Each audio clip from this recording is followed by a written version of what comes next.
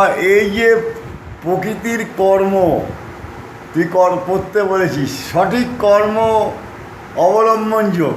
সঠিক কর্ম করলে বাবা, আমি একটা দেখেছি, কোনো লোভ লালসা ছেড়ে দিয়ে যে কর্ম করা যায়, সঠিক টাইমে দুর্যোগ, দুর্ভিক্ষ, যত আপদ বিপদ, ভয়ানক দুর্ঘটনা যাই কিছু হোক, তখন প্রকৃতি একটা শুকনো পাতাও আমাকে হেল্প করবে। এ হলো প্রকৃতি।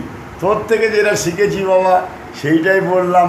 কর্ম অবলম্বন যোগ প্রকৃতির আমাকে শুকনো পাতাও একটা দুঃসময় হেল্প করবে, যেটা বড় বড় মহাপুরুষ, বড় বড় মহাবীর আমাকে করতে পারবে না।